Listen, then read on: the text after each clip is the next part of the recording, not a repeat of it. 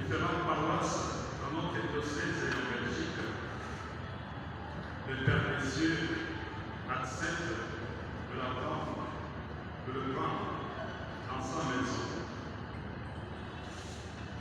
L'abbé Onésime nous quitte en cette année 2025, l'année du jubilé de l'espérance. Il était malade depuis quelques années, mais c'est en pèlerin d'espérance lors de son séjour à Méditerranée. Il est tombé à la deuxième station du chemin de croix. Et c'est à partir de ce moment-là qu'il va commencer et continuer son calvaire. Il s'en est allé en pèlerin d'espérance, comme Marie, témoin d'une espérance qui pour le Seigneur s'élever au sein du peuple de l'Alliance. Lui qui a fait signe d'avancer toujours plus loin, tel que nous le jouons. Depuis que le Seigneur a appelé les jeunes de Sinième, il n'a cessé d'avancer plus loin. Si nous révisons son histoire et sa vie, dans sa catéchèse du 18 octobre 2017, le pape François a confronté l'espérance chrétienne avec la réalité de la mort. Une réalité que notre civilisation moderne a de plus en plus tendance à effacer. Nous sommes tout petits, sans défense devant le mystère de la mort. Mais quelle place si à ce moment-là nous gardons dans le cœur la flamme de la foi, comme dit Jésus, je suis la résurrection, la vie, celle ou celui qui croit en moi, même s'il meurt pas. Crois-tu cela?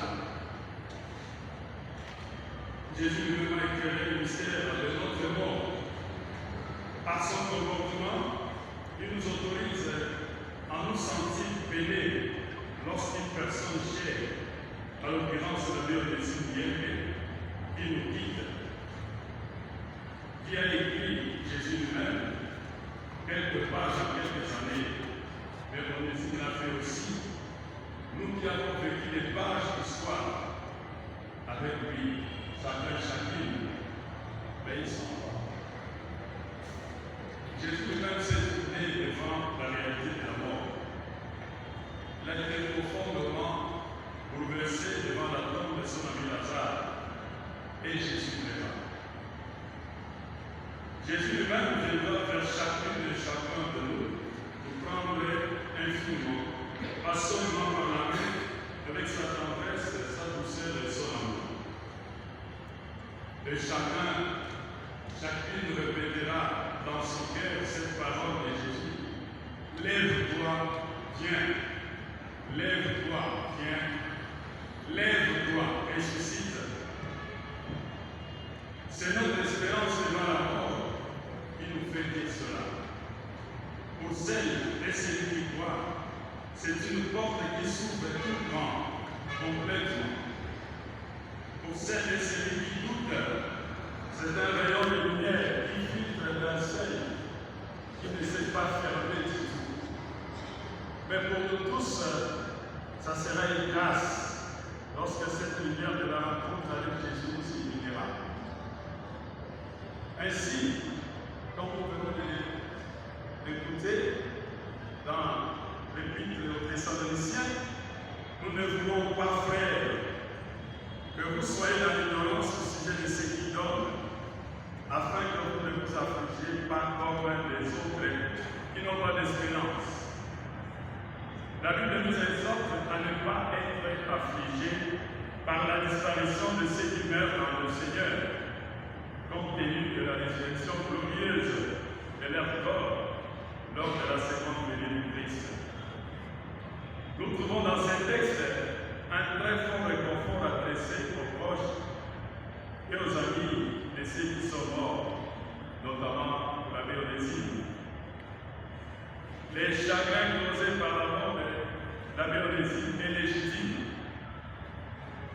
Nous pouvons pleurer l'abbé Onésime de diverses manières.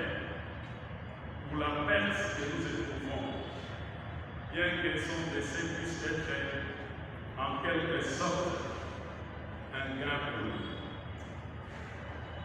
Chers frères et sœurs, ni le christianisme, ni la grâce n'interdisent nos affections naturelles, les pleurs, les larmes. Nous ne devons pas cependant être excessifs dans l'expression de notre peine. Un tel sentiment est réservé à celles et à ceux qui n'ont aucune espérance dans l'au-delà. C'est vrai que l'amour est un domaine inconnu. Nous n'avons qu'un d'informations sur l'état de ceux et celles qui sont décédés. Cependant, les doctrines de la résurrection et de la deuxième venue du Christ nous aident à combattre la peur de la mort et nous avons une pleine assurance spirituelle. Et cette vérité devrait nous libérer et nous libère et nous libère. Je me souviens une fois, je suis allé en visite, pas en visite, célébrer l'Eucharistie dans une maison de repos qu'on appelle l'âge d'or. J'ai rencontré une personne âgée de 92 ans qui me dit, mais père, pourquoi les gens ont peur de la mort? Je dis, mais parce qu'on ne sait pas où les gens vont. Il me dit, si, les gens qui meurent vont quelque part. Et là où ils vont, ils sont en paix. Observe un peu la poignée qui sont bons. Et ils ne reviennent jamais. Ça signifie que là où ils sont, c'est bon. C'est comme ça qu'ils ne reviennent pas. Si ce n'était pas bon, ils reviendraient. Moi, je ne peux pas aller les rencontrer parce que j'estime qu'ils sont bons là. Les gens rencontrent dans une église qu'on appelle Sivré, on écrit les morts de demain, ce sont les vivants d'aujourd'hui. C'est écrit sur devant l'église avant d'entrer. Et ça interpelle toute personne qui a finalement conscience que nous sommes en marche vers cette grande rencontre, cette grande libération. Comme l'église, ça, l'église sacerdotale, vous connaîtrez la vérité et la vérité vous rendra libre. Jean 8, 32. Jésus dit aux Judéens qui avaient une foi en lui, si vous demeurez dans ma parole, vous êtes vraiment mes disciples. Vous connaîtrez la vérité et la vérité vous rendra libre. C'est cette parole qui semble étonnante que mon Seigneur le Messie m'a pris comme sa devise sacerdotale. Car si l'on nous révèle une vérité absolue, quelle liberté avons-nous ensuite d'avoir un point de vue personnel? La vérité ici est synonyme de fidélité. C'est la fidélité de Dieu envers nous.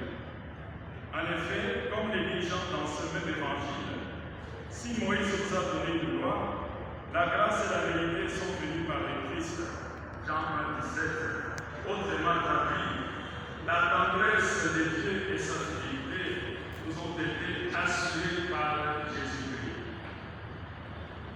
Cela signifie effectivement la fin de toute crainte que Dieu nous ferait du chantage. La tendresse de Dieu pour nous et demeurera ferme quoi qu'il arrive. Quoi que nous pensons, quoi que nous devenons, quel que soit le chemin que nous empruntons. C'est effectivement tout à fait libérant. C'est même plus que cela. C'est une vocation. C'est un voyage. C'est une mission qui nous est adressée. Chers frères et sœurs dans le Christ, cette mission consiste à ouvrir nos yeux, celle d'écouter,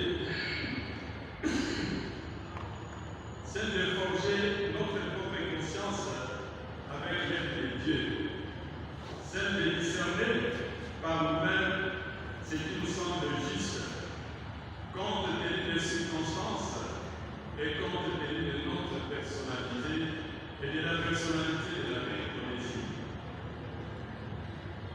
La Méconésie est un pasteur scellé, joyeux, et dans toutes les communautés où il est passé, à Matari, à Kenge, à Kinshasa aux études pastorales, à Massamoulaville, Et parmi les passés en Belgique, on l'a reconnu comme un homme joyeux, zélé. Avant nous, comme doyen, durant plus de 14 ans, il s'est identifié. Il a connu cette vie-là élevée, il a travaillé. Nous savons que l'annonce de sa mort a plongé beaucoup de gens dans la peine, les pleurs, les complaintes, les gémissements, les coups de téléphone qu'il convient d'utiliser. Les jeunes comme les vieux, les hommes comme les femmes, et y compris les enfants, tous ceux qui l'ont connu, pleurent jusqu'à présent leur pasteur bien-aimé, qu'ils appelaient affectueusement Mouzé, c'est-à-dire notre guide, notre grand frère, notre papa, notre ami. Oui, notre Mouzé s'en est allé, mais il reste parmi nous, car ce qu'il nous a donné, ce qu'il nous lègue comme savoir-vivre, savoir-faire vivre, savoir détendre, savoir écouter, savoir penser, savoir crier, savoir vivre, tout cela reste incommensurable. Il y a Honé, certains l'appellent comme ça. Papa Honé, Monsieur le curé, Monseigneur Onésime. Amata, il l'appelait Degana. Adenge Bangouza. Amasamuna Saïsa. Papa Mouzé. Va en paix.